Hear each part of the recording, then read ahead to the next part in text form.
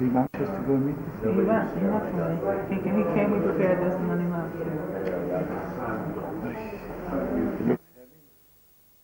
Somebody come out.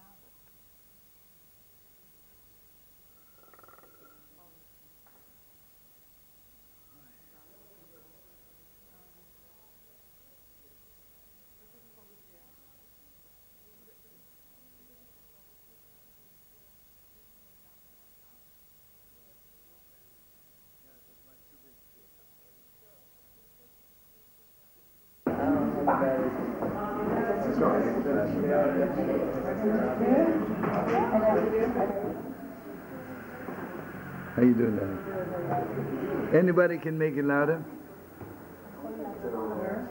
What happened to Sonia? She's on strike? All right. Hello. Can someone make it louder? Hello. Make it louder. Make it louder, brother. Okay. That's good. Yeah. The main point that people are following this and they should look at things in the eyes of God. And he with the Torah was good, yeah. Now, whether that the Kedem part is right or wrong, alright, so nothing's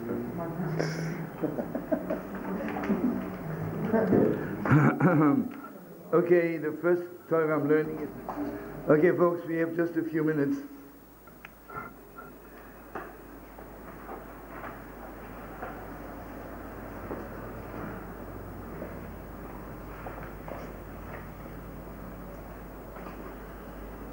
Ike shoresh ha-simcha hu belev, b'chinas nasat ha-simcha belevi. You know, this is one of the very deep Torahs of Nachman.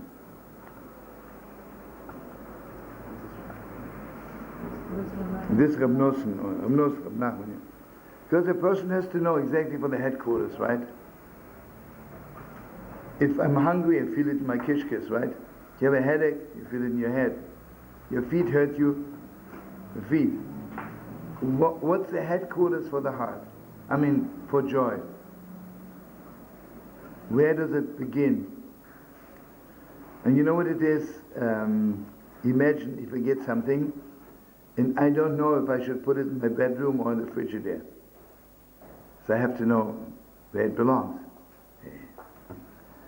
So Rav Nachman says, Simcha belongs into the heart. Meaning to say, Simcha, you're not happy because you understand that you should be happy. Because if you wait until you understand you should be happy, you have also 10,000 understandings that you shouldn't be happy, right? Simcha is in the heart. So, the Torah is a long Torah, but a person who is not besimcha, what am I supposed to do? Not think strong, I should be besimcha, because it won't happen. Mamash, you have to cleanse your heart. Mamash, you have to cleanse your heart. And this is also not so simple. God forbid, if my heart is full of sadness, how do I get it out? So here's the other Torah of Rav Nachman. Rav Nachman says that Simcha is not a luxury, but Simcha, joy, is the natural state of the heart. The natural state of the heart is besimcha, right? Children when they're born, they're mamish besimcha until we make them sad, right? Let's say when you wake up in the morning on a normal day, before you start thinking about everything, this one did you wrong, this one might do you wrong, this one definitely will do you wrong, this one could you wrong. This when you wake up in the morning, you have a simcha. So you see, if I would have to change my heart to be besimcha, it would be very hard. But what I have to do is just take away all the garbage which is in my heart. So he says, as much simcha is in my heart, But if you don't talk about it, if you're not talking b'simcha, it won't last. This is so strong, like so many things. A person talks bitter and angry, then ask them, are you b'simcha? Are you full of joy? He says, yeah, I'm full of joy. But even the way he says it is bitter. I want you to know something very strong. The head goes till here. And from here begins the heart. And basically, my words, they filter maybe through my head, but it's my heart. And you see, if a person doesn't talk with heart, that means there's something sick. Because every word has to come from my heart. And today, all the politicians, all the people who talk without heart, means there's a terrible blockage between their heart and their mouth. I want you to know something awesome. By all the big rabbis, it was not permissible to have a tie when you daven. Because it means you cut your mouth from your heart, right? Make a little. And the Rosh would say, all the big liars wear ties. Have you ever seen the politicians? They put so much energy into their ties, right? Like in the big synagogues of the rabbis, you couldn't come in with a tie. You had to take it off. I have to tell you a gewalt story. Rabbi Shlomo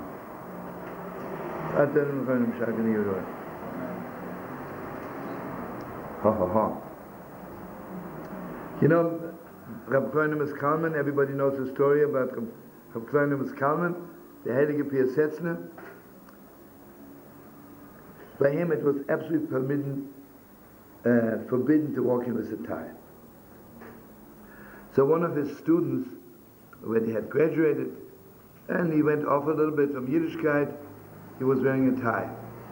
Simchas Torah night, there were thousands of people. Rabbi Shlomo Carlebach.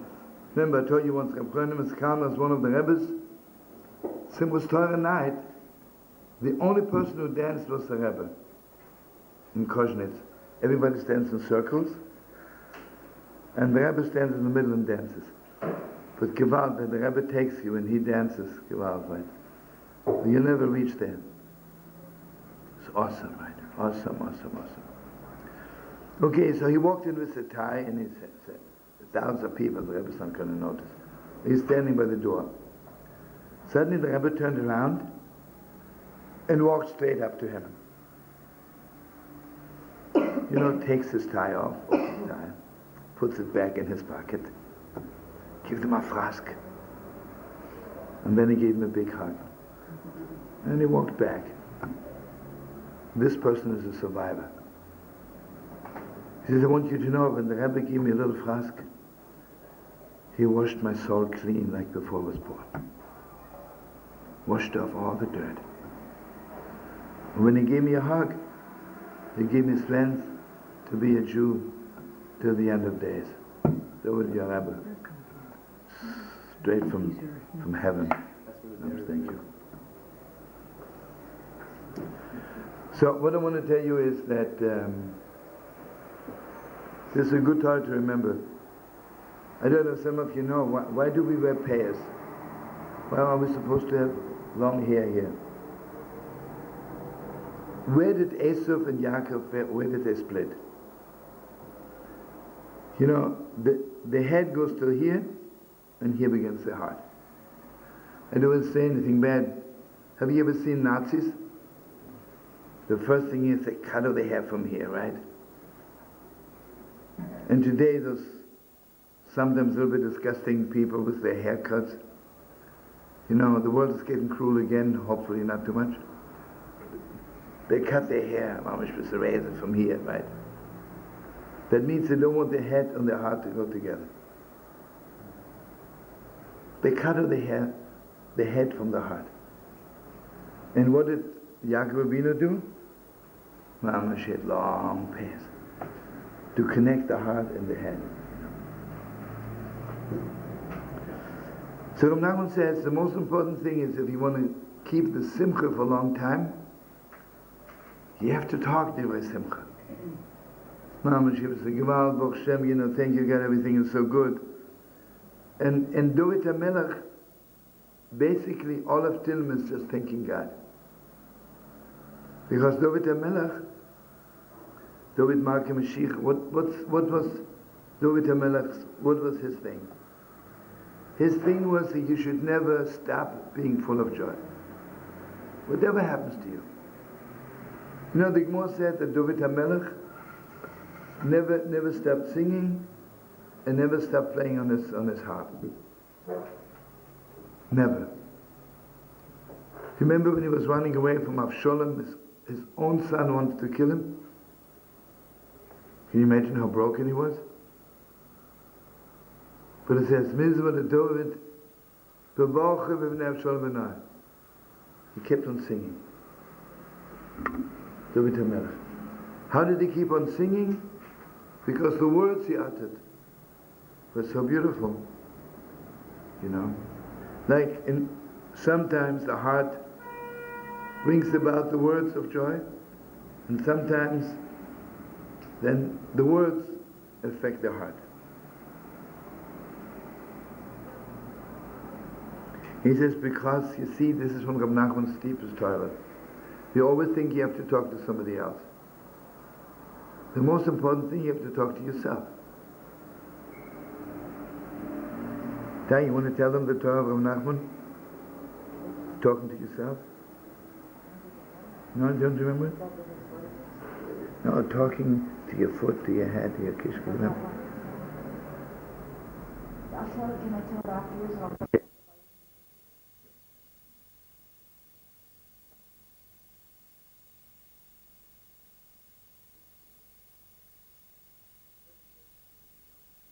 Israel is miserable, right? So if I argue with him, we'll never get anywhere.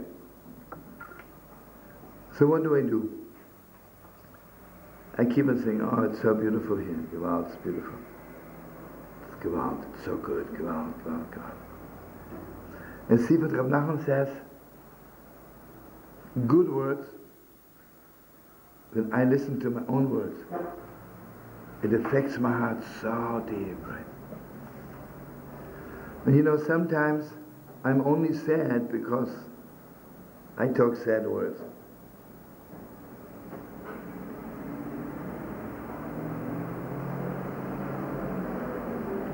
You see what it is?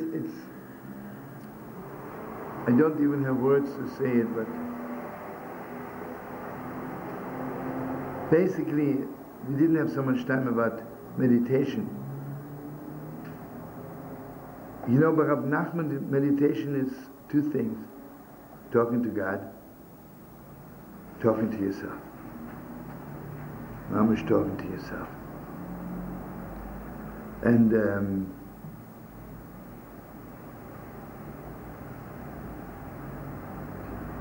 okay, maybe today you'll call it hypnosis. You can hypnotize yourself with words. But imagine I would wake up in the morning and tell myself 1,000 times, please don't say bad things today. Please don't say bad things to myself, right? We have trouble listening to somebody else, but we don't have so much trouble listening to ourselves. So when I listen to myself, what the Gemara says, what is the most important part of the prayers? That you should hear what you're praying. God has no trouble listening. The question is always, are you listening to your own prayers, Say Shema Yisrael Hashem Elokeinu Hashem Echad, Gewalt stock market is going down, Baruch Shem was in the word. Right? If I would listen to myself, it would be Gewalt, right?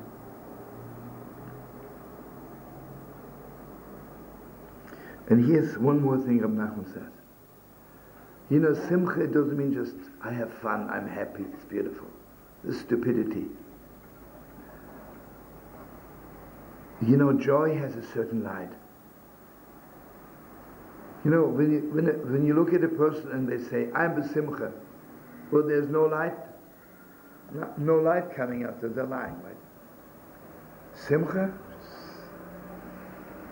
Let me tell you something. I'm in a room, and one person turns on the light. Then a second person walks in, and he says, oh, it's dark. So I say, no, I just turned on the light. He says, yeah, you turned it on. I didn't turn it on. How does it sound? But now there was light in the room, right? Who cares who turned it on, right? See, if I am the simcha, and the light of simcha is shining, whoever comes in my vicinity is automatically besimcha. And this is so special, you know, like, if I have fun, and you are next to me, and you don't have fun, you're sad. But if I'm really besimcha, and just remember what Rabbi says, besimcha means that my entire heart, my whole heart, is filled with simcha. Then the light of simcha is gewalt. So Rabbi Shlomo brings the posuk, simcha leish mane befiv. That means if I'm mamash besimcha, mane befiv, then I have an answer for everything. You know, that means, it doesn't mean I have an intellectual answer for everything. But if I'm mamash besimcha, then all those words of sadness that people put on you don't enter my heart.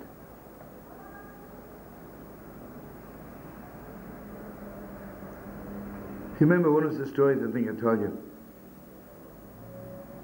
that in Auschwitz was one Yid, his name was Reb Naftali. He was shining, he was simcha the whole time. He was shining. What do you believe? He says, why am I here? I'm here because I'm a Jew.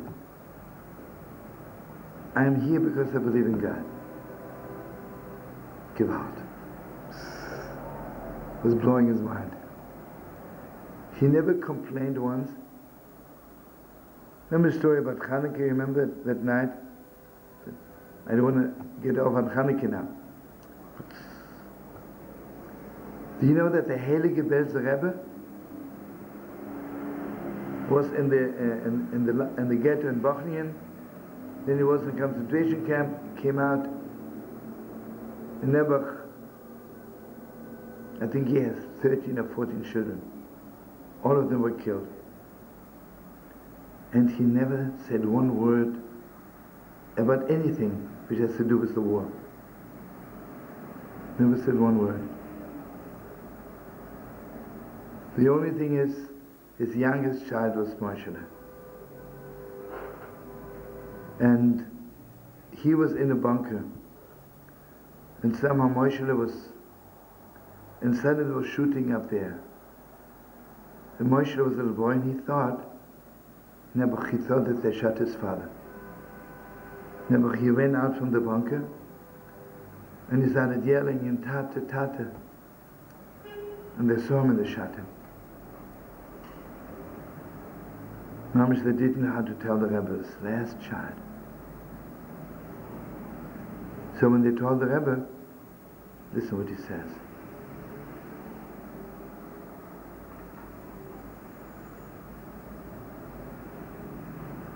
He says, what a privilege. What a privilege to be part of this holy sacrifice.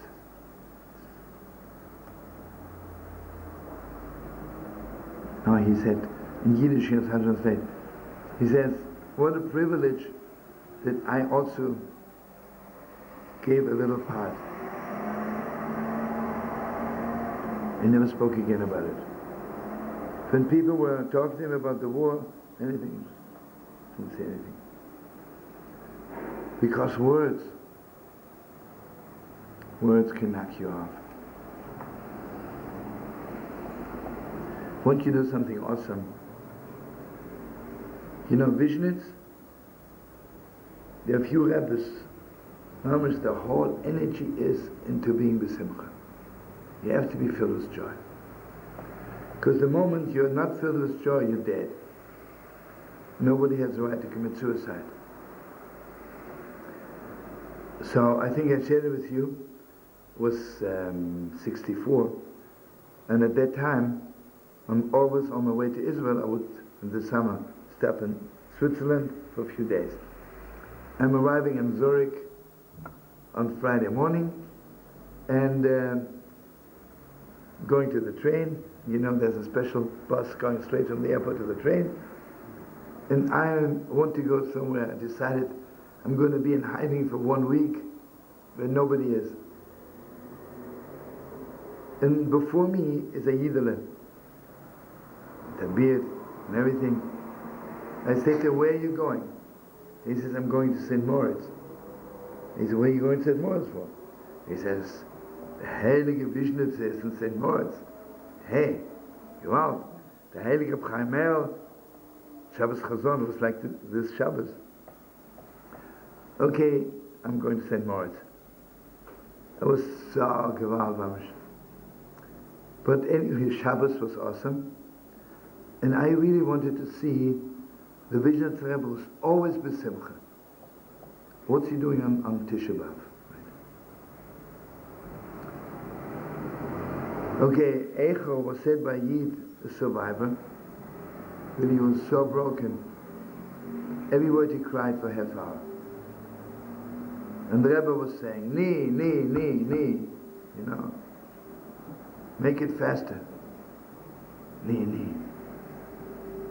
Then finally, after the first chapter, he says, please forgive me, I can't take it. Can't take it. So the Rebbe put on somebody who mamish knocked it off fast. And after 20 minutes, we're finished with Eicha. Listen to this. And you know, by Misnagdim, I don't want to say anything bad. After Eicha, you sit there and you cry some more. And the visions, you know, he's like Gewalt. He always stands there on his where he is, and the Chassidim stand in the half moon around him. You know, the old visions when he davened, only B'Shmona Esrei he turned his face to the Orna Kodesh. The whole davening he was standing, and he never rolled his eyes, his open eyes to the Chavra. You know, he was standing like a conductor. And everybody is davening with him every word. I mean, the davening was so beautiful, you know. I mean, just heavenly. So the Rebbe standing there, and he says, is anybody here who maybe was one Tisha B'Av of my Holy Father, the Heilige Rabbi Shlomo? So, an alter Yid, you know, never, not so many people survived, never. An old Yid that comes in and says, yeah, I was one Tisha B'Av by your Holy Father. So he says, tell us what happened. So he says the same thing like when the Rebbe's Olem. He says, Eicha fast. Get it over with fast. You have to cry, do it fast. And then he says, the Heilige Rabbi Shlomo had a melody for every passage in Eicha. For every passage. And it was up all night saying Eicha again with the Sis Nigunim. It's, you know, this when I got the idea, they got to make some Nigunim for Eicha, you know, I made some Shivre Kamayim, Al Eden Ibachir, Hashivenu, and bless me, I should be privileged to do some more, you know.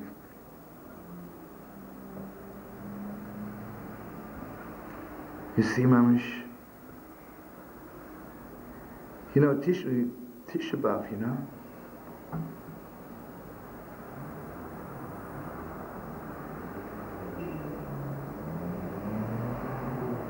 Basically, the Medrash says one thing. A person comes with a knife and cuts me open, God forbid. And I'm crying my eyes out. Well, why don't you open your eyes? It's the greatest doctor in the world. He doesn't cut you open to kill you. He cuts you open to cure you. You know, in a certain way, Tisha B'Av is the highest God revelation there is. Because unless it's clear to me that it is God, you really can't take it. Can't take it. I should realize it.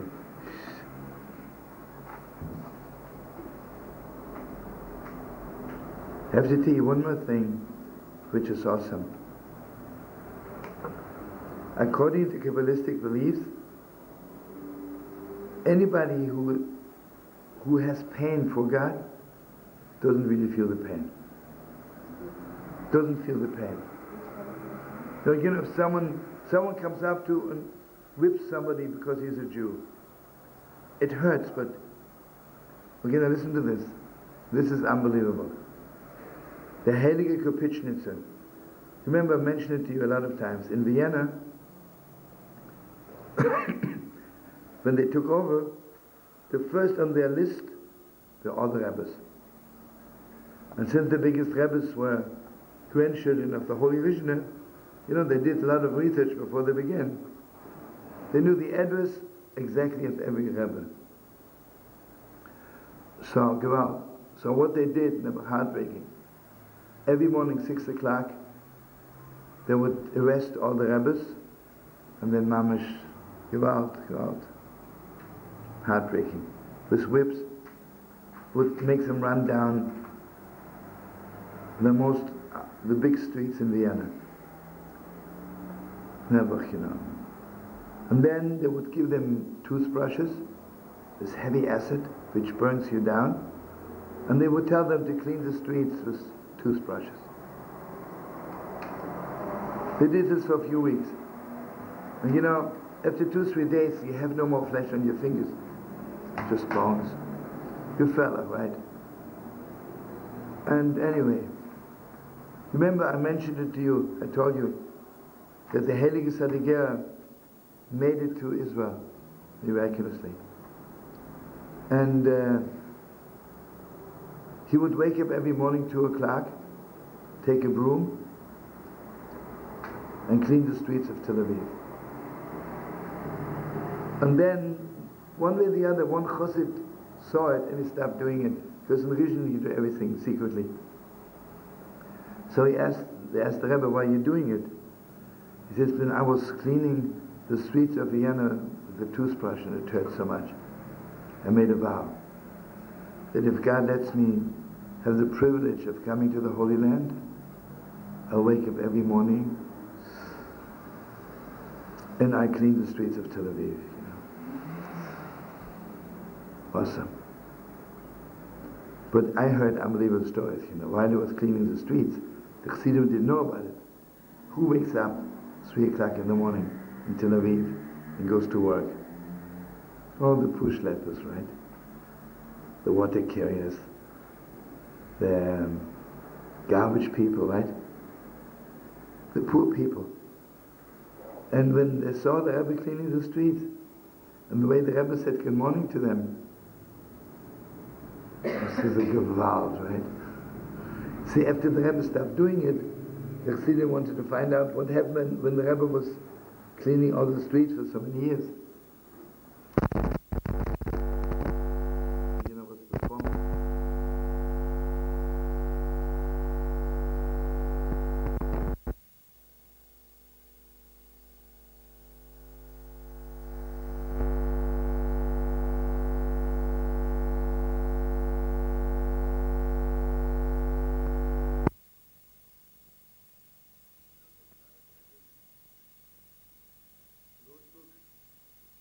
That every word of Echo is the most beautiful story. And all the sad stories, because the Mashiach is coming, will also read Echo.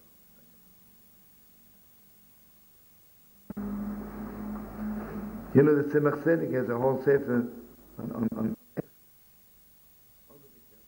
But then Yitzchak Baditcher, setting up, I don't know if it's all in Jewish language.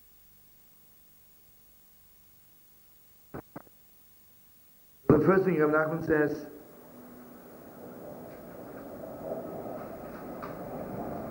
have you ever noticed, you know, you come to a doctor and he says to me, my foot hurts me.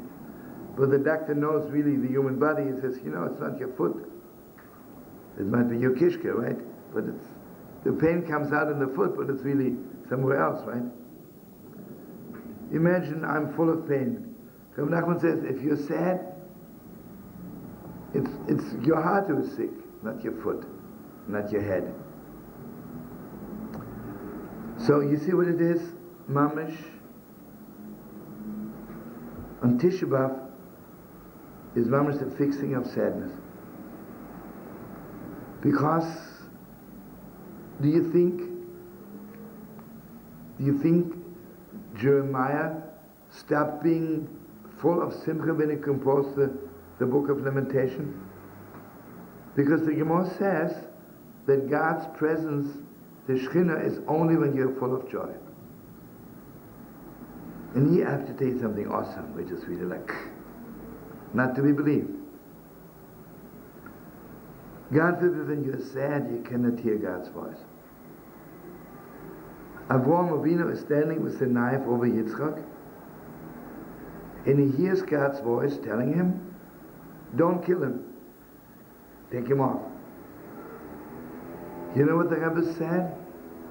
Imagine if Avraham Avinu would have been sad at that moment. He wouldn't have heard God's voice, right? I mean, this is mind-blowing.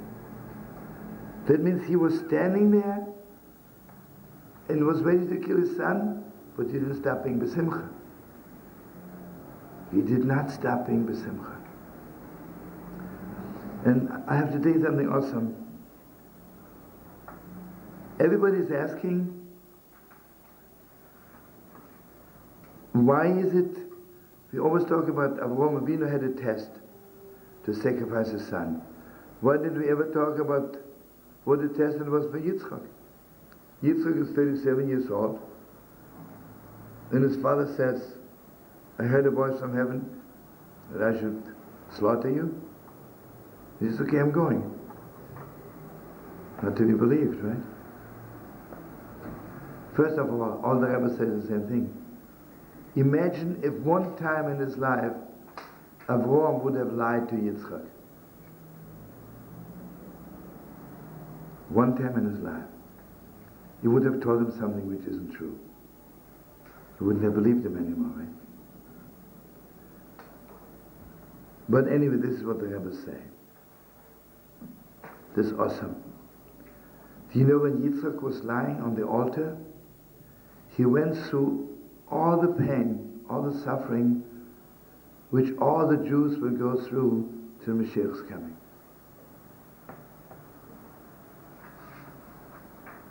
Awesome, right? Awesome. But this is not all. Yitzchak went through the pain which the Yidden are feeling. But you know what Avraham went through? Avraham felt the pain God is going through, that he has to put it on us. There's so much more. Can you imagine if parents have to inflict pain on the children? It's unbearable. So you see what it is? The test was that Avraham, that Mamish, even everything through what's going on in heaven, he was still with Simcha.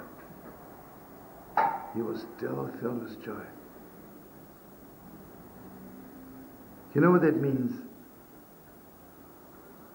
That means Avraham Avinu Mamish saw prophetically. He saw Mamish, everything will be good at the end. Mamish saw everything. Good, sweet. So say something good, sweet. I have around 25 different thoughts in my head, so I hope that I So get tell us 24.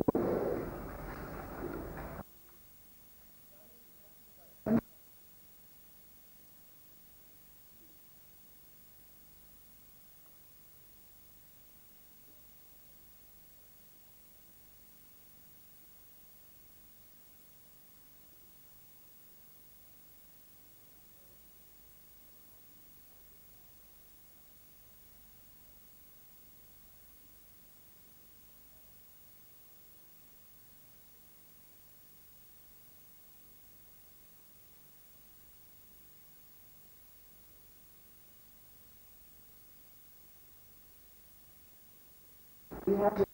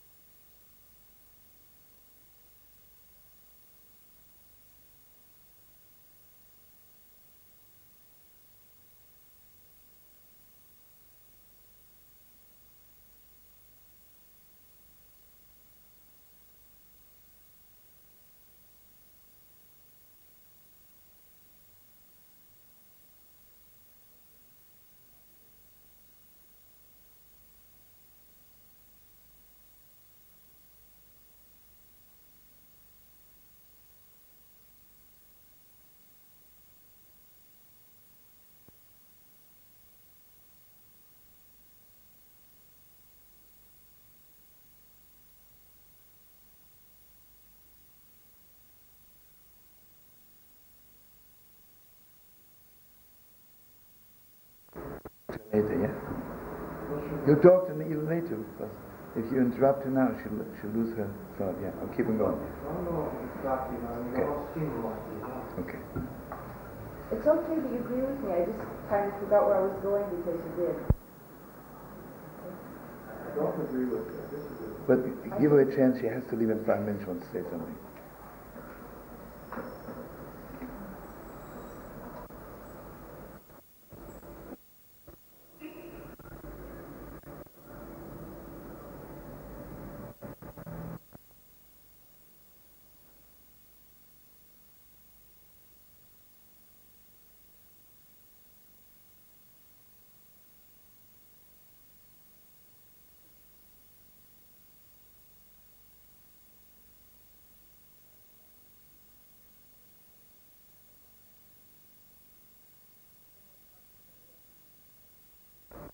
That was that really got me out of my head when I was in Torah. Reb Nachman says, why do we stand Shemona Esrei? Why is it so important for us to stand Shemona Esrei? Why is it so important for us to connect to our feet at that time? He says, because my feet never make mistakes. My feet always know where they're supposed to go. But when my head starts telling my feet where they should go, I get confused. And sometimes I go the wrong way. So when I let my feet do what they're supposed to do, they stand before God, they know how to dance, they're unperverted, they're totally clean. And my hands also, when I let my hands do what they're supposed to do, they're fine. Now what's our problem? Our problem is that we're not connected. My head says one thing, my feet say something else, my heart says something else, my thoughts go someplace else. So Reb Nachman says it's time that you have to talk to every part of your body. When's the last time you said hello to your hand? When's the last time you said one hand, say hello to the other hand? When's the last time you connected your body parts to each other and say, I'm all whole, I'm one being. My heart doesn't have to say, I should, and my brain says I shouldn't, my feet say yes, and my mind says no. We should move in a total connector. Why do we stop connecting? We stop connecting because we come to a place where we make bigger our head and our mind than our heart. Something happens to us when we stop thinking about where we have to be with ourselves. It's kind of arrogant, but in Shema Yisrael, when it says, "V'ahavta es Hashem Elokecha b'kol v'kol," God's not saying just love me with your whole heart and soul. He says, the God in you. Everybody who's made in God's image, there's something in you that you have to love with your whole heart and your whole soul and your whole mind. And we forget. We beat up on ourselves more than we love ourselves. So Reb Nachman says, when you take your hands and you put them together And they talk to each other. One hand says to the other hand, hello, how are you? Haven't seen you for so long. You've been hanging around different sides of the body. What happens to you? Suddenly, there's some joy in your body. Sometimes you're simple. And if you really put them together strong, what happens to you? Clap. Rabbi Nachman says, when you start clapping, what happens to you? You clean the air around you, because clapping just cleans and purifies the air. And after you start purifying the air, what happens to you again? You get transported. And where's the air the cleanest? But in Yerushalayim. We're here, but a lot of people aren't. So when you clean the air and you clap and you get the simcha, you go to Yerushalayim. And when you're in Yerushalayim, what happens to you? What happens to you? What happens to you in Yerushalayim? You have a nice hotel to live in.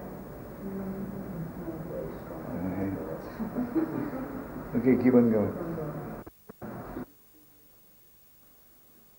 There's so many levels on. In the here and now level. In this level, yeah, I can say, oh, life is so hard. How can Avraham Avinu be the simcha when he has Yitzchak, his son, on an altar? Because we're so one-dimensional. Our eyes are in blinders right now. We see, oh,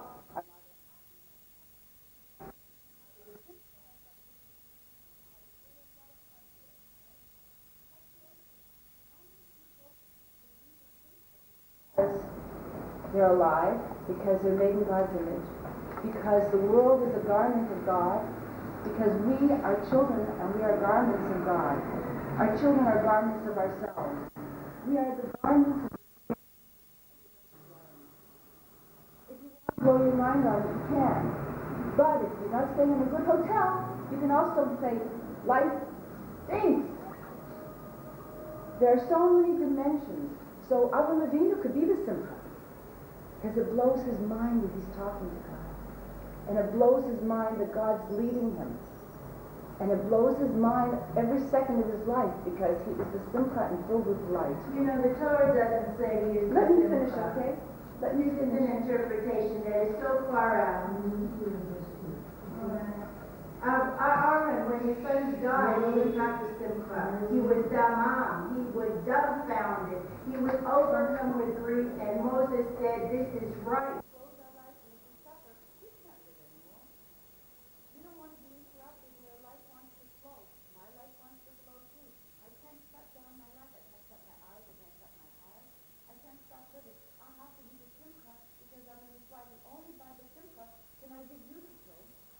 And can you give these people the strength and can continue?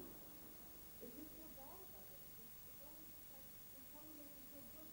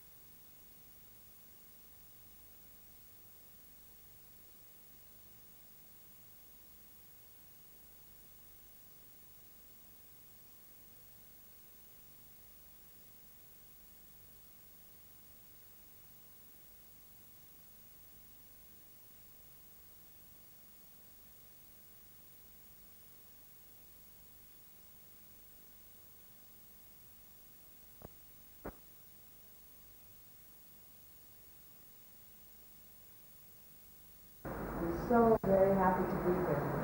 It just gives me so much life, makes me filled with such joy. Really, emstik v'simcha. That even though these are such hard days, not only here in Kutzlaritz, I feel so much your pain. I feel so much the sadness. I feel so much our loss as a people. Connection not only to each other, but to ourselves. Because we have stopped hearing what we tell ourselves. We hear only the superficial talk message. We don't hear the inside heart. We don't hear the inside. I was born on Shabbos Re'eh, and last week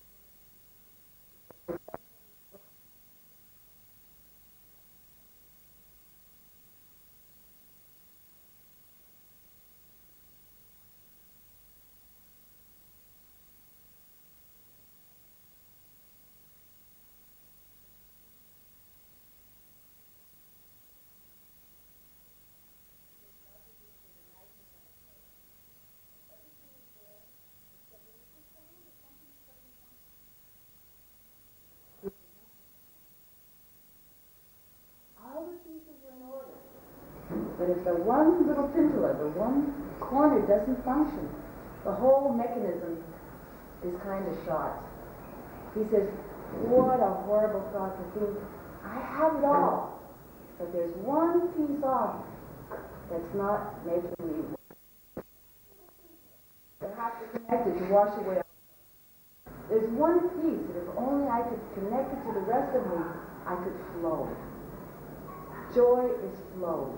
Joy is taking your toes and your ears and your mind and your heart and your soul and giving them such co-op that every one of them is filled with light and energy, so that you can, when you clap and you get excited because the air is clean and you fly to Jerusalem and your whole being is filled with simcha, you say to your feet, where do you stand still? Your feet start jumping because you're so filled with the joy of being in this world and seeing not the light of the cannons just, or the light of the Shabbos candle just, but the light of the wisdom of God.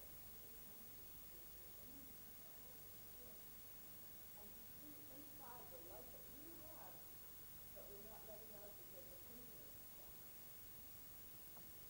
The communication level that I give to you, that you give to me, that you share with each other, that sadness, madness, happy, whatever it is about you, it's a group, it's bad news, because only voices in here, when they keep telling you, hey, sister, stand up, and rejoice in who you are. Brothers, put your hands together, clean the air around you, it smells now. Your air is foul because all you've been doing is exhaling bad words. Your mouth full of told you that your head stops here and your heart and your opens are below. Where's the mouth? It's at the gate. The mouth is at the gate of the whole being. It connects the upstairs and the downstairs. And if nothing comes out, how do you pollute the air? How do you pollute your friends and your children and yourself? Because what comes out isn't coming from the light. It's not coming from the center. It's coming from the pink of being off. So as I leave a big breath of God, that we can connect to that one piece that is business with us, and lower letters. That we can connect to that piece that will give us the vision, the red way. So that we can see nothing coming up to consoling ourselves, let us lead ourselves as well, because it's time. It's time for us to get out of just the sad and the bad and the clinging and suffering, because there's another level. The dimensions and the layers go so deep. We are so deep. We are so multi-layered. Let's not just look on the top surface. Let's not just look on the one side. Let's go where God gave us to go. And I hope everybody stops.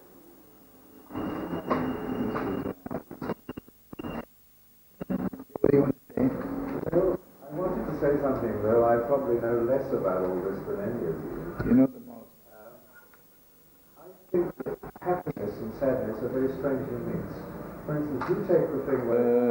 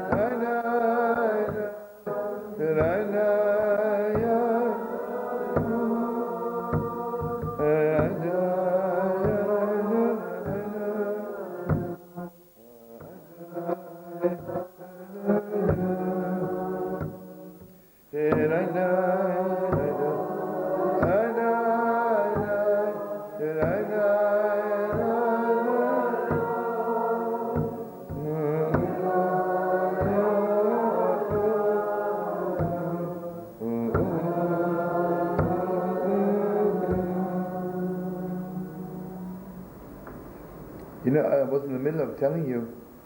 So they asked the Pishnas Rebbe, is it really true? You suffer because you're Jew? You don't feel the pain? So he just closed his eyes and he was silent for an hour, didn't say a word.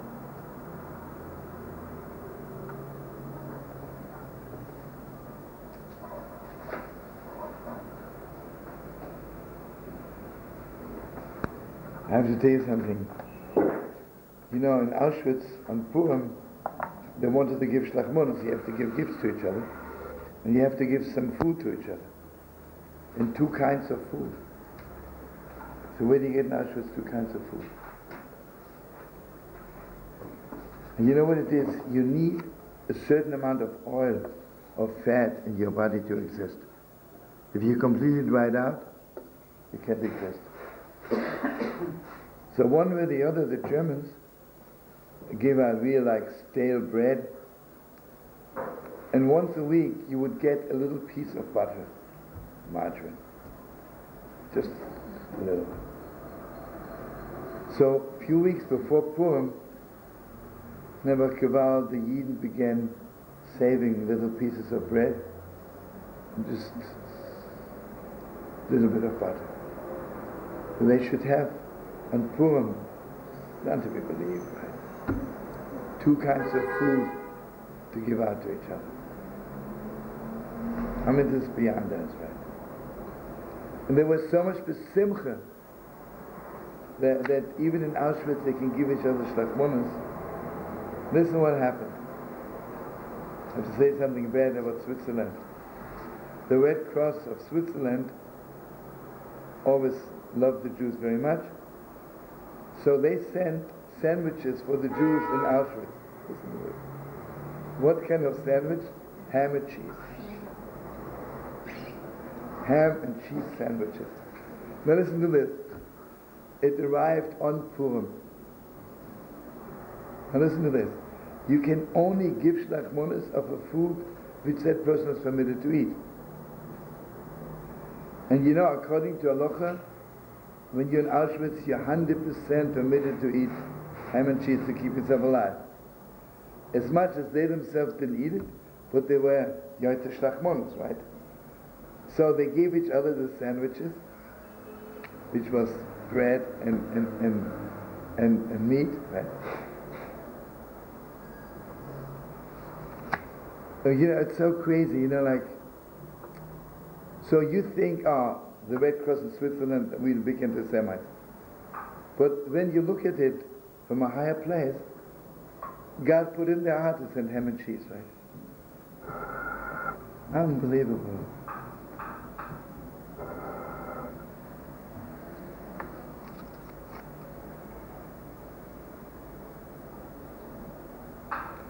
Okay, now let's learn base from Rav Nachman himself, and let me just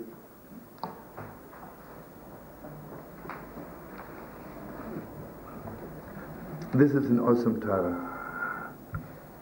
You know why people are not besimcha? Because really, let's face it, they have never done in their life one thing which gave them joy. Not one thing. So Rav Nachman says, so what do? You should do one mitzvah with so much joy that you think to yourself, even if I never ever do anything else, it's worth it to live 100 years just for this alone.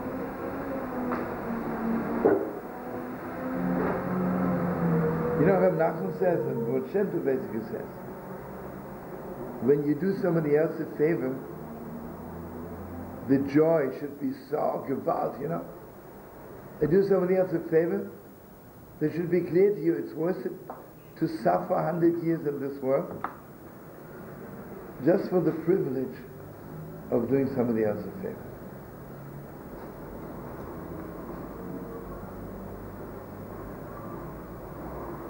But then Rav Nachman says, when you do one mitzvah, you do one good deed, with so much heart. With so much heart. Then you mamash reach the level of prophecy. Remember I told you before, prophecy is only the spirit of prophecy in you when you're filled with joy.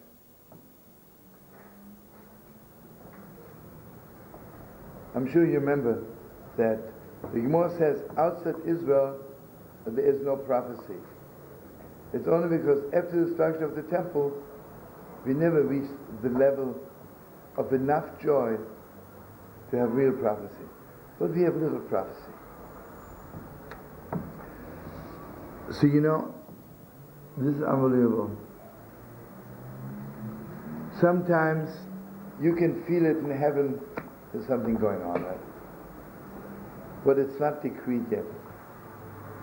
And sometimes, God forbid, it's already decreed. I want you to know something, also the best I have. After the Germans came into Poland, say, Rebbe, can't you do something? Can't you pray? He says, it's already, the decree is closed. Can't do anything anymore. Even in heaven, God, so to speak, in heaven they're dealing with it. Then you can still change it. But then something else. But it's also not true. Because everybody knows with praying, you can change everything in the world. The only thing is, the way you pray before the decree comes out, and the way you pray after the decree is out, you better be about 2 million times stronger, right?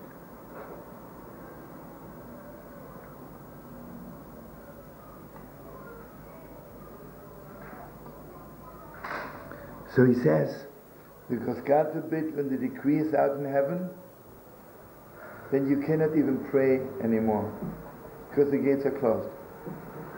So you have to go through the back door. And the back door is that you tell stories, and the stories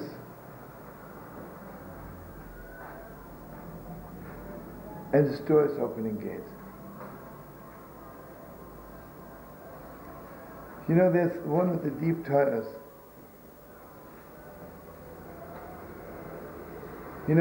Imagine this girl loves somebody very much, so she gives him the door to her house. And she gets very angry, she takes the key away. The only thing is, she never takes away the key to the back door.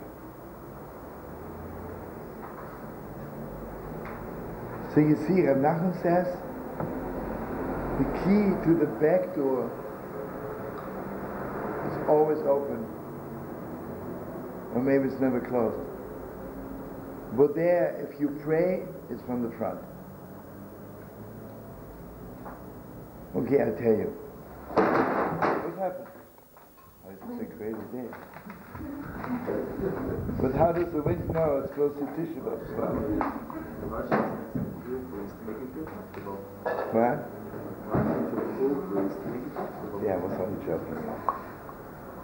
Even their fishermen.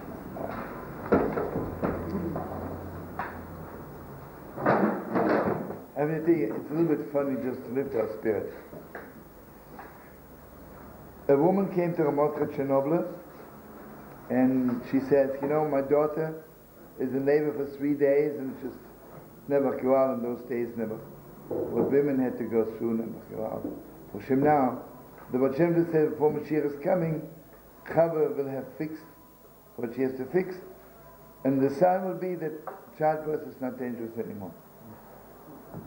But anyway, so she comes to Ramotra Chernobyl and she says, my daughter's at the end. So Ramotra says, let me tell you a good story. I'm sure Brother Brother Singer took the story of Yentl from this story. But it's a different story. There was a Catholic girl, and she wanted to become a bishop. So how do you become a bishop? You get dressed up like a man, go to the seminary, first you become a priesthood, and they're a higher priest, finally she becomes a bishop. And a bishop on Easter is a very important day, right? So, as much as was a bishop, in the meantime she had a little affair with another priest. And she became pregnant. And she had like a very wide robe. And here comes Easter, and she has to lead the services. And the whole time she's praying, please God, don't make me have the baby on stage, while I'm the bishop. Because then let's see, I'm a woman. And then her mother started yelling, and Gewalt, she had the baby. Mazel tov. You understand? He wanted to tell a story that the woman should have the baby, right? So he told a crazy story about the girl who wanted to be a bishop, and she was praying to God, don't let me have the baby on stage, but it did come. He said, Mazel tov.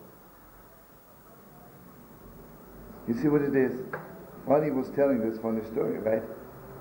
While was he praying for this woman, but he saw it's already, it's closed.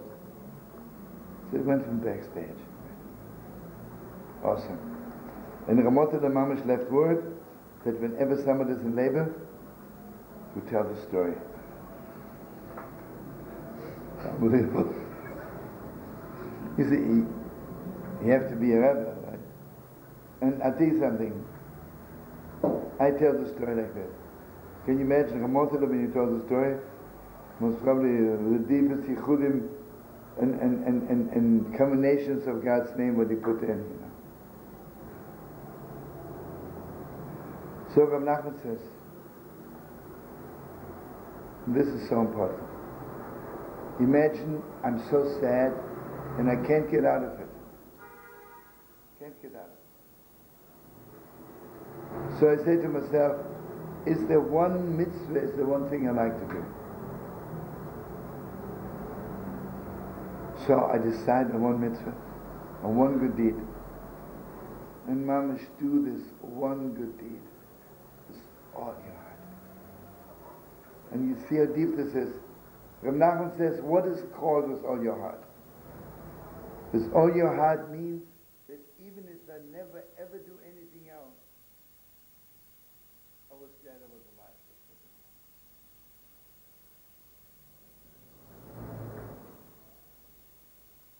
I don't know why I'm thinking to myself, when was I ever privileged? Okay. I don't know why it just came to my head. I was in Brazil, and it's a whole crazy story. In Brazil, I had the best manager ever. With all respect to them. In Buenos Aires, in Argentina, Brazil, I had a Gewalt manager. And when I arrived, he said to me, I want you to know, my name is Moshe Legana. He says, I grew up on the streets of Buenos Aires, and I'm basically a pickpocket. He says, I won't steal from you, Chas v'sholom.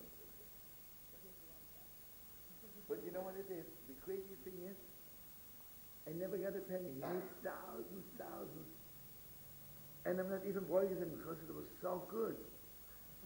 I never had any publicity like this. I'm arriving in Buenos Aires.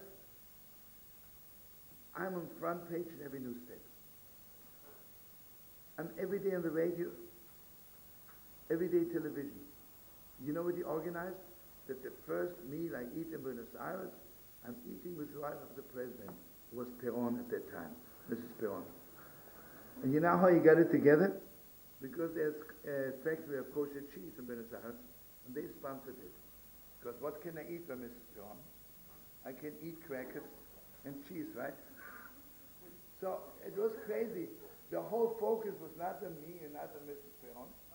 Just saw cheese the whole time. But in the meantime, I was on television. The whole country knew that I'm there. And in all the movies, the news was me coming to Buenos Aires sing Boch in Africa.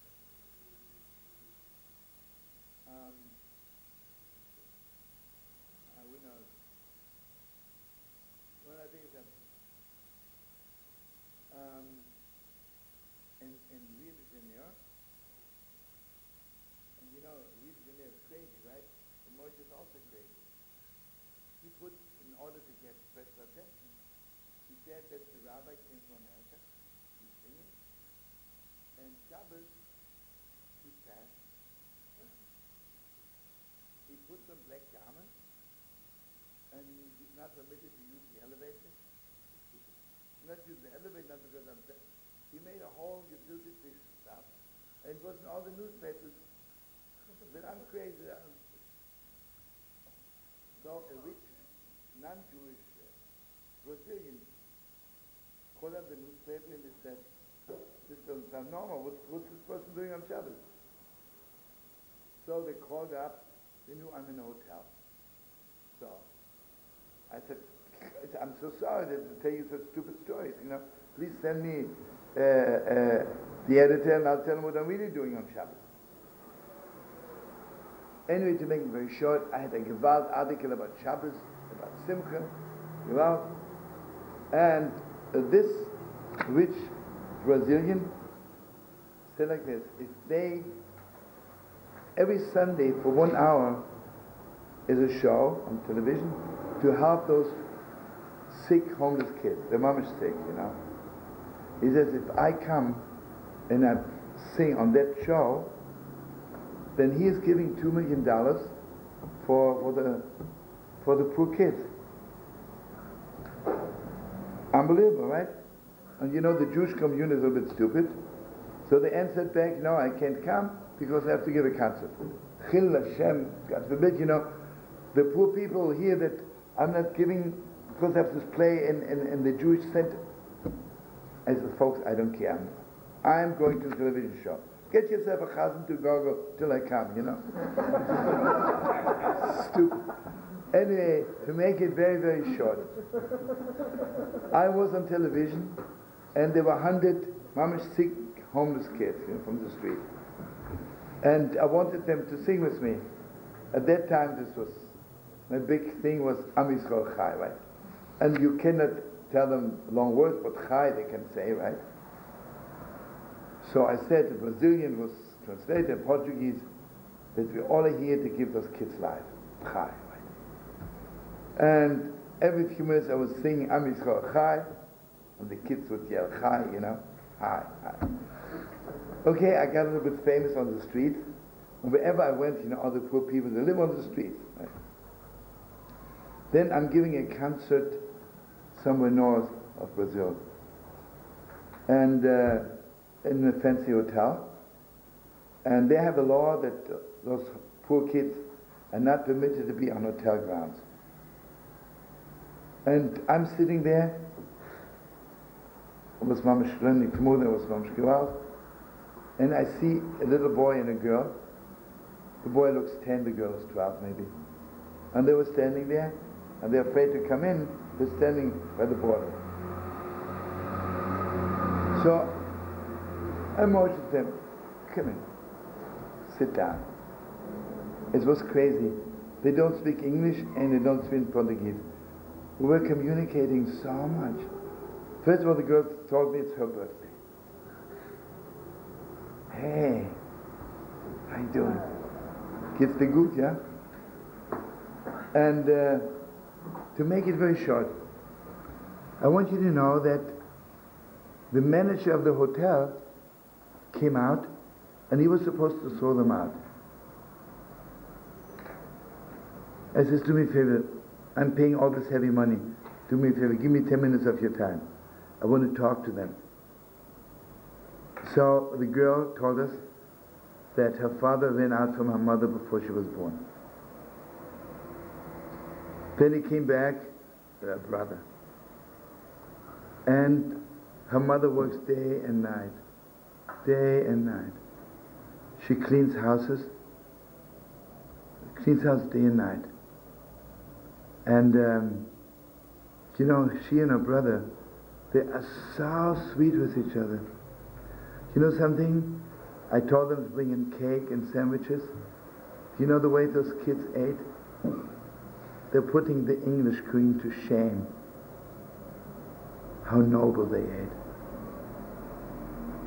I have never seen, I'm telling you, besides the big rabbis, anybody eating so noble. You know, they're starving to death. I'm sure they never had this kind of cake in their life. The way they were eating, just a little bit, couldn't believe it. And then the manager, the assistant, you know, I have to throw them out. I said, no, I won't, you know, because if they leave, I'm leaving.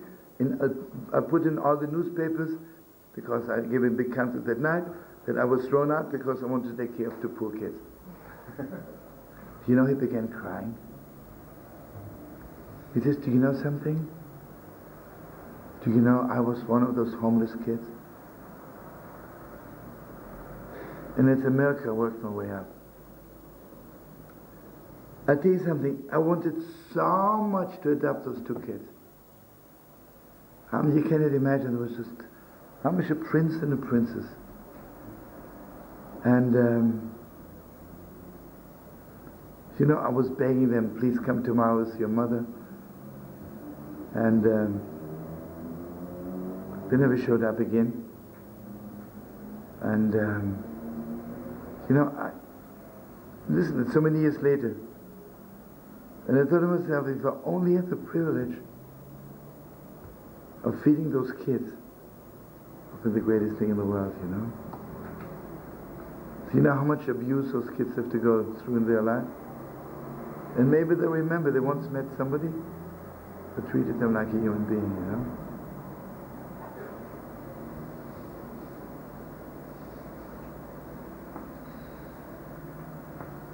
Unbelievable. I have to tell you something else. I gave a concert in Guatemala. After the concert, we invited for a party to the president of the Jewish community, naturally a multimillionaire. And as we walk into his palace, I see 8 kids, maybe 7, 8, 9, 10, and they sit under a tree. You know, all those poor people, everybody has their tree where they sleep. And I said, who are those kids? He says, that's where they live. I says, that means they are your neighbors. Are you taking care of them? I should see the way he looked at me. They're kids from the street. You know, the cutest kids in the world. And someone was there who speaks Portuguese. I said to me, if they would talk to the kids for me. Those kids have no parents, they don't even know who their parents are. They grew up on the street, can't read, can't write. How should they make a living when they're older? They have to steal. They have no choice, right? So I told those kids, I want you to come tomorrow morning for breakfast to my hotel. You want to know something, how noble those kids are? I don't know how they did it. But mamish, they came the next morning washed and combed. I don't know where they did it. Mamish Shabbosdik. And you know what it was? I got through to the wife of the president. Because she says, you don't have to invite them for breakfast, I'll give them some bread. I say, no, I want them to sit with me. I want to give them the covet. Anyway, the wife of the president came, she ate breakfast with us, she talked to the kids. 5 years later, I'm back in Guatemala. President picks me up. I say, listen brother, how are your neighbors? I says, you know something? We were so ashamed after you left. Do you know that we adopted those 8 kids? And some of them are finishing high school now. And we have a really a fund for them to go to college. Unbelievable, you know? So you know something? If I would have had only one time stoker, right? One time I also had a big schia here in Stoker. I walked on Mei Shoan and I see one of the rabbis. He is an enkel from Mendele Walker. I speak to him from time to time, right? He says to me, Shlomo, I want you to know I'm at the end. My daughter's getting married tonight. And nobody knows that I don't have a single penny for the wedding. I don't have a single penny. And since I'm a little bit of a rabbi, he says, I can't ask people. He says, I know that you're a big chassid of my heilige Eltezede, Ramendel Volke. I want you to know something. I really didn't have this kind of money. What it said, Heilige Ramendel, you're sitting up there. Make me the messenger. I gave him Gewalt checks, for thousands of dollars. Thousands of dollars. And the craziest thing is that checks never came back. It was Mama's little messenger, Avi Ramendel wanted to perform a miracle there. Took a shmendik like me, who walks around with head checks. I thought to myself, obviously, even if the check still doesn't go through, it's not my money. Because I know I don't have it, right?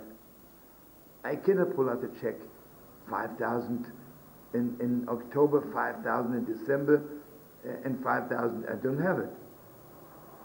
But I gave it to him. Second vault,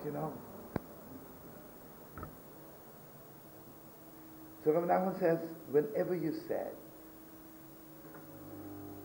is there one thing in the world you did or you want to do? Mamash keep you alive forever.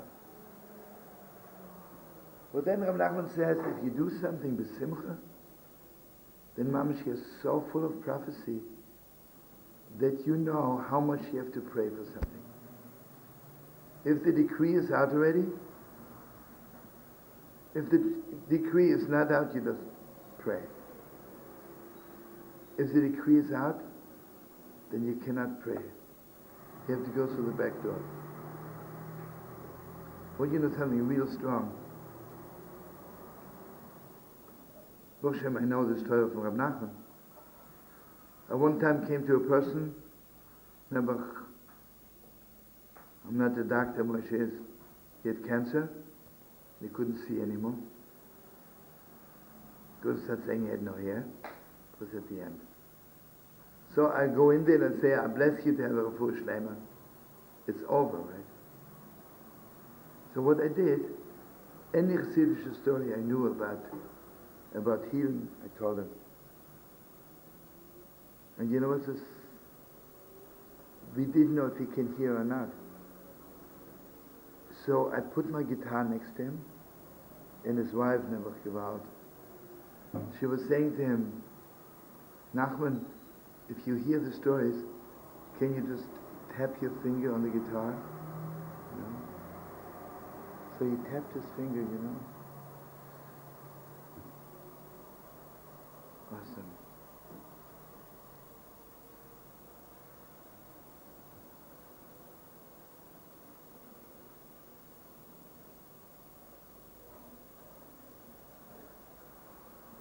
We have one more thing. The Liska is the Simcha Hazais.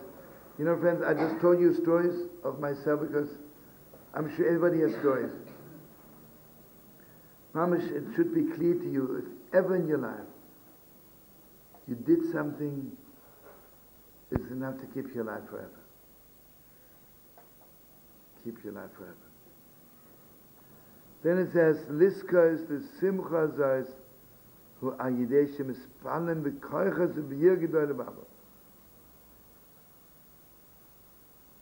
This is one more very important thing.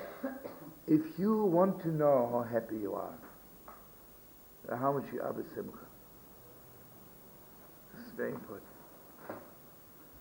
If you can mamish daven with all your heart, that means you're mamish b'simcha. Because when you're half sad, you cannot put your whole heart into prayer. Because when you're sad, you give up, right? That means you don't believe in prayer anymore. Sadness is, I don't believe in prayer. And if you believe half in it, so you'll be with him down a little bit. You know, what is the whole Torah of the Baal Shem Tov? The Heilige Baal Shem Tov says, I was only privileged to reach such a high level because I davened with all my heart. Because I davened with all my heart.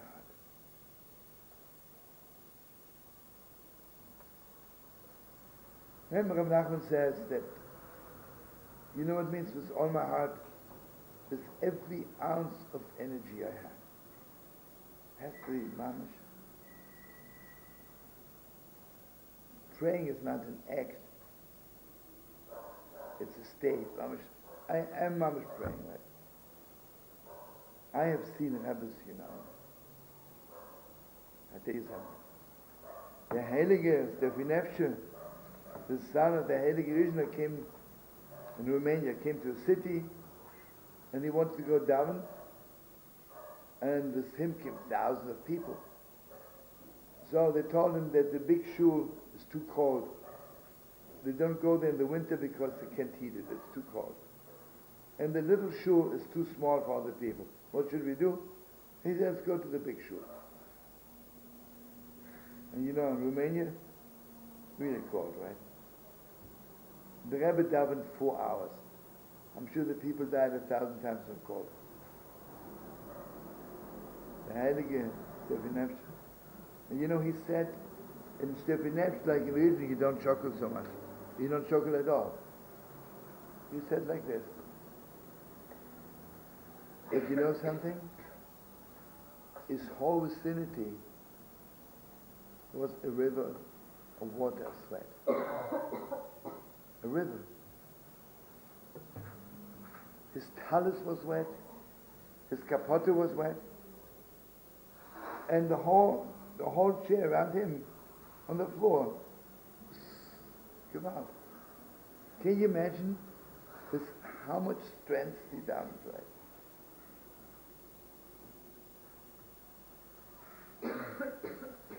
But it has to reach that level of davening, you have to be with simcha.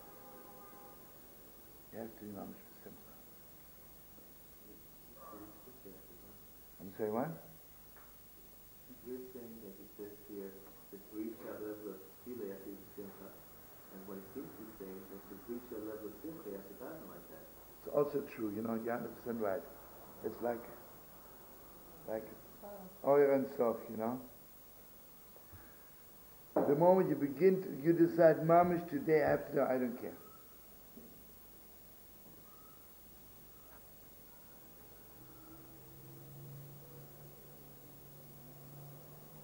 I have to tell you something awesome. You know, today is really the time to talk about Rishon, because Rishon is Malchus for Spirit. Remember I told you 2 days ago the story of the Heilige Rabbi Shlomo Carlebach, how he spoke to his brother, the Biyana. And in Rishon, you don't daven together with Chassidim. The Rebbe is in a room, and the door is not locked, but he would have the chutzpah to walk in. The Rebbe comes out by Kriyas HaTorah, that's it. And people knew you're not permitted to walk in. And there was a guy by the door, a guard, and he didn't let anybody in. One time on Yisroel Chag, the day of the Yom Tov, the guard wasn't there. So one Yid thought, I'll go in. He heard Rabbi Shlomo saying, Baruch Ato Hashem. Blessed are you, God. And he was in a coma for 3 months. Can you imagine? That means he said it. When the Heilige said God's name, it was so awesome that he was in a coma for 3 months.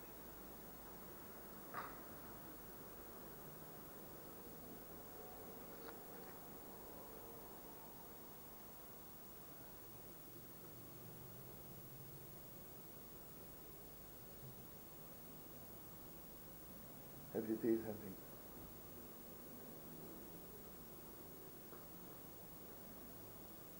You know, the biggest question is, the 6 million. Why didn't God let the tzaddikim know? You know, before God destroyed Sodom, he told our father Abraham. Why didn't God tell the Rebbes? I want you to know something. When the Frierdiker Lubavitcher Rebbe, when he passed away, and I'm sure it was one of the greatest funerals in the world ever. Like thousands. And at that time I was very much into Lubavitch, so I was walking right there. And the Kapishnas Rebbe was walking. I mentioned him before, but with a toothbrush cleaning the streets of Vienna. So the Kapishnas says, I want you to know, God did not tell the Rebbes that he takes away the Lubavitcher Rebbe. If you would have known, you wouldn't have let him. You wouldn't have let him. You see what it is? If any of the Rebbes would have known, they wouldn't have let. But again, it's not true. I have to tell you an unbelievable story. You know, at the end of the First World War, sometimes we forget, we think that the whole Geschäft began with the Second World War. But at the end of the First World War, in Poland and Russia, when they lost the war, right? And the peasants were complaining, why did you lose the war? The Jews. Everybody knows. Because the Jews talk Yiddish, means they speak German, and every Jew was a secret German agent. So they killed Jews left and right. In fact, in a certain part of Poland, every Friday they hung 10 Jews, and they said, these are the spies who made us lose the war. But here the Heilige Blusheva. One time they didn't kill 10, they hung up 25.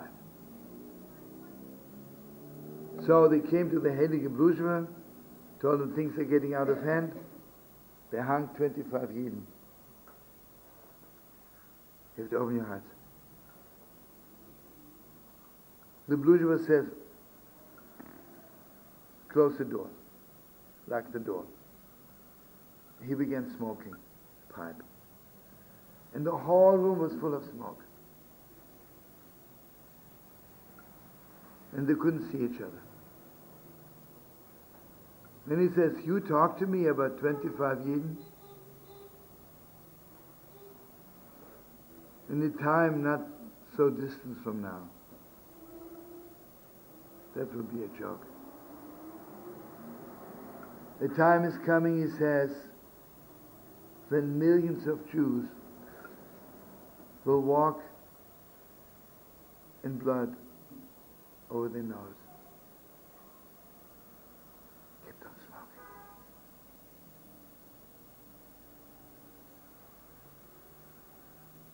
Finished smoking, he said goodbye. This is the most unbelievable thing.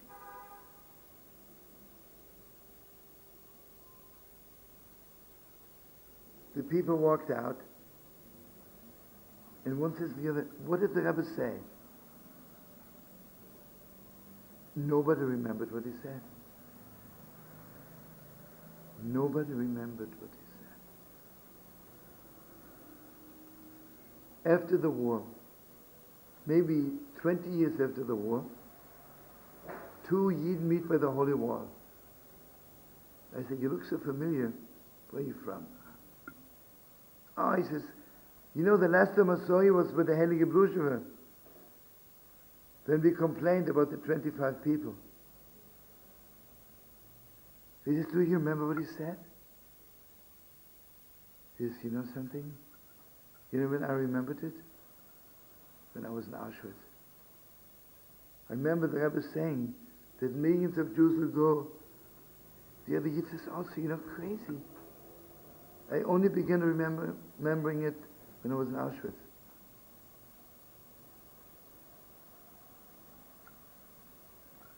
crazy.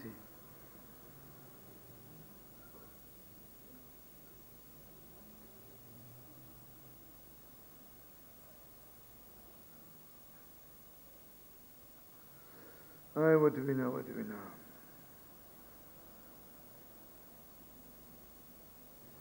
But you know, this was like all the rabbis, it was before. But now what we have to do, Mamash, we have to be so much besimcha that they're Yidden left. The Bezer Rebbe says that after the 6 million, every Jew is the greatest American in the world. Every living Jew is the greatest American. And the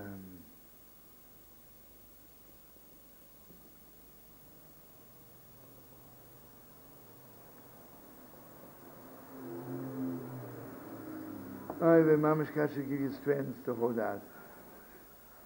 On one hand, God should give us strength really to feel a little bit.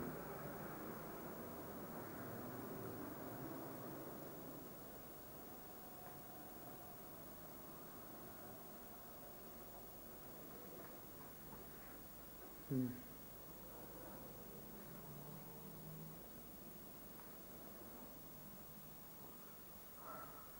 have to tell you something awesome. Obviously, the children today are all the children from Auschwitz that came back. No question about that. I have to tell you an unbelievable story. One of my friends told me. He's teaching his children to say, "V'ahavta Hashem Elokecha," you should love God with all your heart, with all your soul, with all your mind. And the Gemara says, "B'chol nafshcho," afilu noiteles nafshcho, because when it says with the heart, it's with all your heart. With the soul doesn't mean with all your soul, but even if it takes away your soul, when you die for God, you still have to love Him. So, he has a little girl. She's 3 years old. They begin saying Krishma with her. And the first time they say, B'chol levavcho, B'chol levavcho, B'chol nafshcho, she refused to say it. She says, I did it. It didn't come from her. And until she was 6, she couldn't bring it out. Unbelievable. Then, after 6,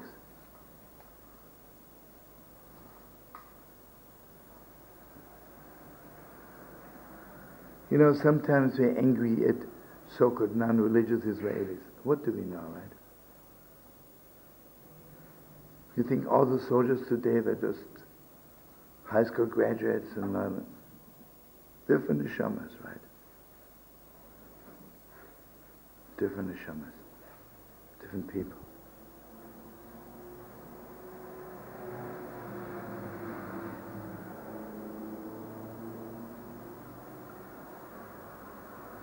I remember once I was in a school, non-religious school, and there were some kids who really, really not into religion, right? So was this little girl, maybe 14, 15? Do you ever pray?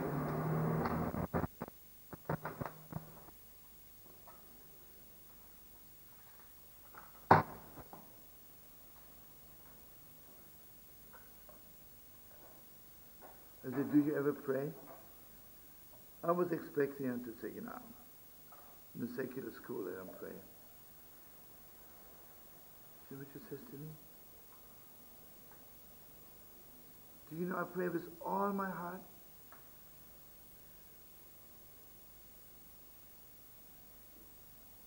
What do we know, right?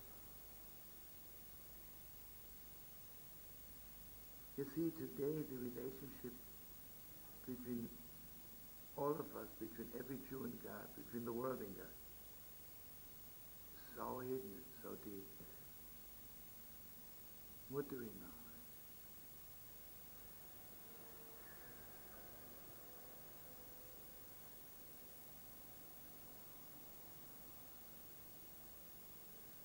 hate to take you bad things. You know the Rogat Shova? The biggest in the world. You're not supposed to learn on Tisha B'Av. He learned right through. He says, "Oh, go to hell." So, you think I'll stop learning because I go to hell for it? I wish we would be on that level, right?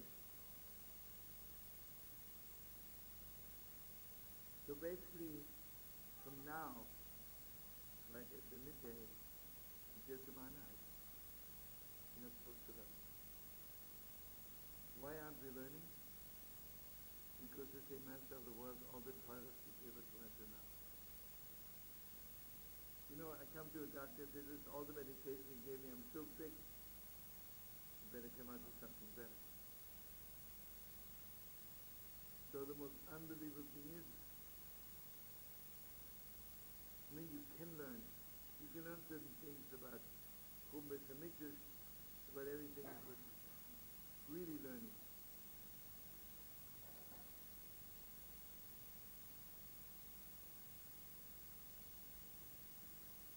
Okay, and again I want you to know, please don't feel bad about the fighting. I didn't expect anything else, It has to explode somewhere.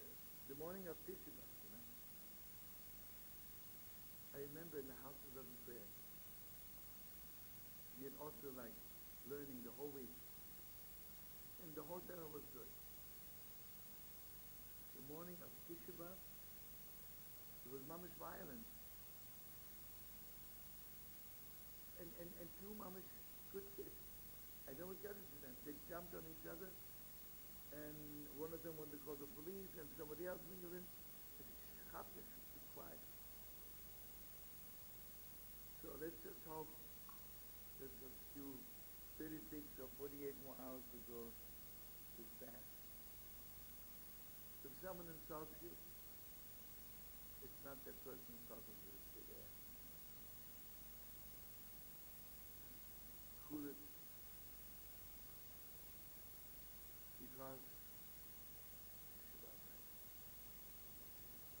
and just remember the Heilige Ishbita says, test.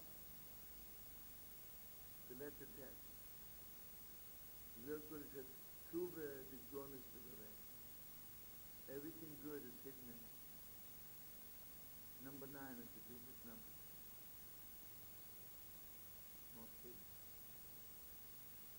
And here is the best Ishbita trial. Have you ever seen, I'm calling up the police and they say, "Listen, I have a diamond for $2 billion, 47th Street, the diamond district. I have to walk from one side of the street to the other. I need police protection." So they give me police protection. And some other people, when I carry something from this on the other side, I have police protection. Because somebody says, "Listen, I have a heavy garbage bag here. I need police protection." What are they telling me? You can go, you're very safe, nobody's going to steal a garbage bag. But now imagine if I'm a diamond dealer, and I know from other professional experience that the police is not that good, right? Do you know what's happening? Listen to me. I put all the diamonds into a garbage bag, right? I walk on the street with my garbage bag. I give out. Nobody wants to steal it. I say, "Chaver, if you would only know what I'm carrying, give out, you would follow me." He says, "You know what the letter Tet is? The letter Tet is diamonds in a garbage bag. You know what it is? Beneath the destruction of the temple, beneath Auschwitz, beneath everything, and it better be deep, right? It's the deepest goodness hidden. And we should be privileged. We should be privileged to be able to see it. Chaim.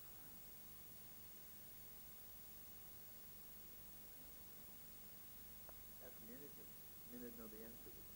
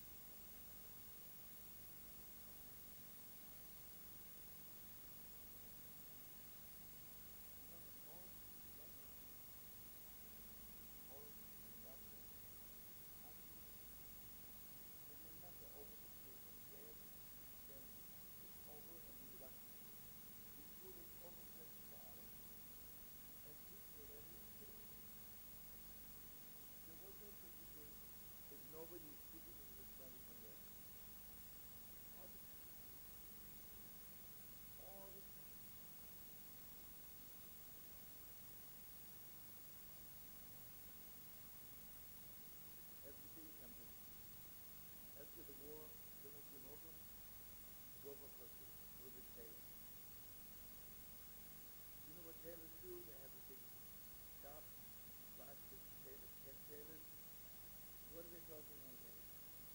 Two things. So this person told me that I worked for Boba Consulting in Canada. We had 20 people working there. But you know, every half hour, one of the 20 would read the Gemara aloud. That means while they were working, everybody was laughing. I mean, laughing, was learning. Because you know, I worked there for a few hours, and the rest of the whole time. I worked there the whole time. Unbelievable.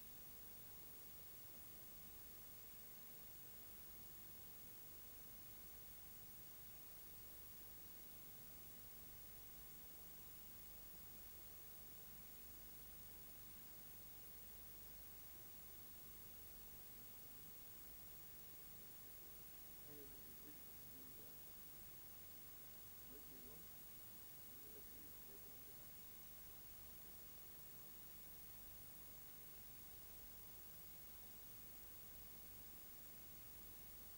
I just want to sing the Heilige Silena Leben, we sang in the camp.